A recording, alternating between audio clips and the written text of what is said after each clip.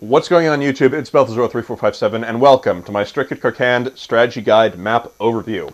In this video we're going to be talking about the back-to-karkand map in Battlefield 2, and this video is basically meant to be an introductory video to some of these strategies and tactics and control points and such that are on this map that are important for you to know for when you pick up Battlefield 3 and jump into playing this map, because it's already been announced several times that this map is going to be featured in Battlefield 3. Now, if you're a newcomer to the Battlefield 3 series and you have not played Battlefield 2 or Battlefield 2142 or Battlefield 1942, so on and so forth, one thing that you should know is that maps are commonly reused from time to time. The Wake Island map from Battlefield 1942 came back in Battlefield 2 and Battlefield 2142. Back-to-karkand is no different, so it's likely going to have the very same layout in terms of capture points and vehicle spawn locations, so on and so forth. What's likely to change in the map are maybe some general building layouts and good positions for snipers, so on and so forth. Those I will be covering in a guide at a later date when the game actually comes out. In this video, we're going to be talking about some of the general information and strategies and tactics that are used on this map in Battlefield 2, so that you, if you are new to the Battlefield series, will be better prepared and better equipped to play on this map when it comes out on launch day for Battlefield 3. Let's get started.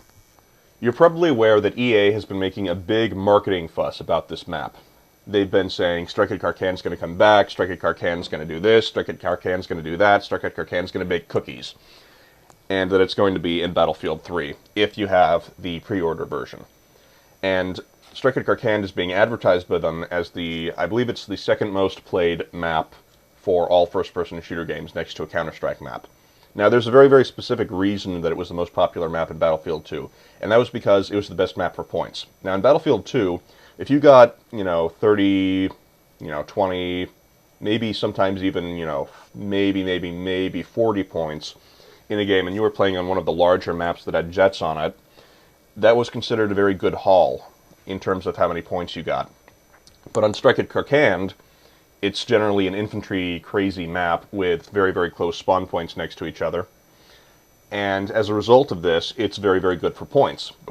So this was the map that you go to when you wanted lots and lots of points. And people really needed points in Battlefield 2. So this was why back-to-karkand was the most popular map. So let's take a look at the map. First thing that you're going to notice, there's a whole lot of spawn nodes. Now if you're a Bad Company 2 player, you're probably used to having only 3 flags or so that you can capture in conquest mode maps. That's not the way it works in Battlefield 2. In Battlefield 2 you have 64 players and you have a whole lot of flags that you can capture. Way, way more than 3. Now, this map is what is called a conquest assault map. And what that means is one side has a non-capturable base, and they have more reinforcement points, and they need to attack the other side and capture as many flags as possible. Now, if you're a Bad Company 2 player, you probably played Rush a lot. And in Rush, the attacking team usually has a set number of tickets, and the defending team has infinite respawns. In a Conquest Assault map in Battlefield 2, that's not the way it works. In a Conquest Assault map in Battlefield 2, the attacking team has 30 more death tickets than the defending team. So the defending team starts with less. But the attacking team also has a constant bleed-out effect where they gradually lose tickets, until they neutralize or capture a flag. All of the defending team bases on an assault map can be captured. The farthest one back over here is the MEC main base, which is where all the vehicles spawn and where all the commander assets are. Commander assets being UAV, radar scan, vehicle drop, supply drop, so on and so forth. I will address these in further detail in the Commander Overview video, which I will release later. Now I'll give you a brief overview of some of the strategies used on this map. It's very important for the attacking team to capture a flag as quickly as possible. A popular tactic used is to try to sneak a squad or two behind enemy lines while the majority of the team engages the first flag.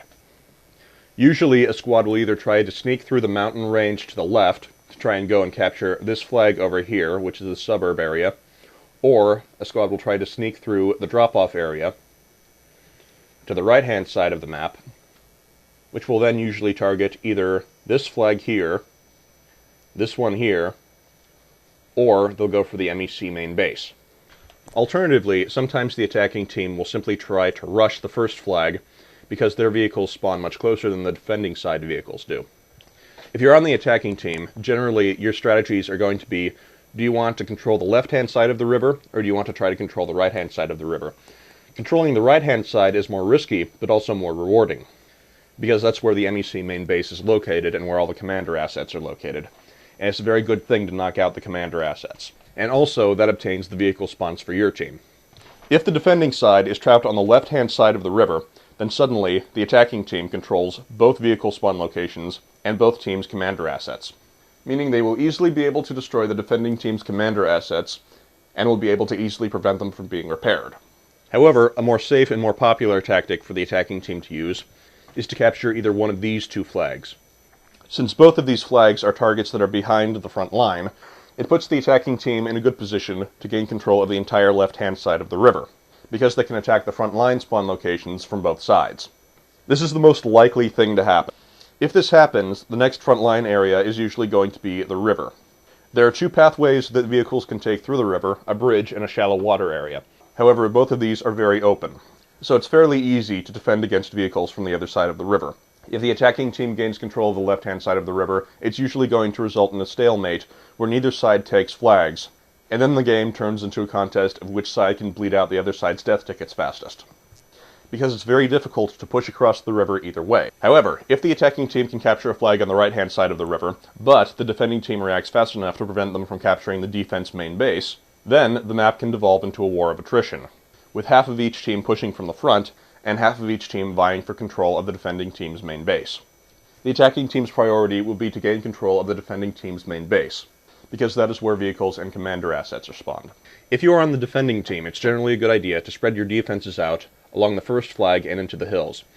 What will usually happen is the attacking team will attempt to send one squad along the right-hand side and one squad through the hills along the left-hand side to penetrate through your defenses so they don't have to seize the first flag. A squad positioned in the hills on the left-hand side, and another squad on the drop-off area to the right-hand side, should be able to easily prevent people from getting through. Another common tactic for the defending team to use is to blockade the roads with vehicles and supply drop crates to create an artificial barrier, because this will make it more difficult for light, fast-moving vehicles to get through. If the defending team can successfully prevent any of the attackers from getting through, then the attacking team will automatically continue to bleed tickets until the game is over. If you're on the defending team and you lose control of the first flag, but the attacking side does not capture it, they are likely spawn camping. Battlefield 2 has always had static spawn locations, meaning spawn camping was something of a problem. This might be fixed in Battlefield 3, or it might not. At this point, there's no way to know for sure. But if you are getting spawn camped at the first flag, it's generally best to spawn the flag right behind it, and then move up to try and clear out the spawn campers. Continuing to spawn at the first flag in an effort to break through the spawn camping will usually not work and will cost your team very valuable death tickets. Remember, on a Conquest Assault map, the defending team has less death tickets than the attacking team. You do not have unlimited respawn. In the event that the attacking team swarms and captures the first flag, you do have the option of pulling back to the second flag and attempting to hold them there in a stalemate. However, I advise against this. If the defending team is pushed back to the second flag, it's generally impossible to blockade all the roads to prevent light vehicles from getting through. There are several routes that light vehicles and infantry can take to get through your defenses to go and capture other flags, which makes the second flag on this map a very, very bad location to try to defend. If you are playing on defense on this map and you get pushed back to the second flag and don't believe that you can easily retake the first flag, it's probably going to be wiser for you to fall back and hold the attacking team at the river, which only has 2 crossing points for vehicles, as opposed to defending at the second flag, which has 4 crossing points for vehicles. Remember, as a defender, most of your vehicles spawn on the right-hand side of the river, so it's generally more important to defend those flags than to roll the dice on defending the second flag. If you are on the attacking team, and your team successfully attacks and captures the first flag early on in the match, generally the best thing for you to do is to attempt to rush to capture another flag, preferably on the right-hand side of the river as quickly as possible. In public games, usually what's going to happen is the defending team will spawn a lot of people at the second flag to attempt to quickly recapture the first flag. Sometimes, the defending team can succeed in swarming and recapturing the first flag, but this is actually fairly rare.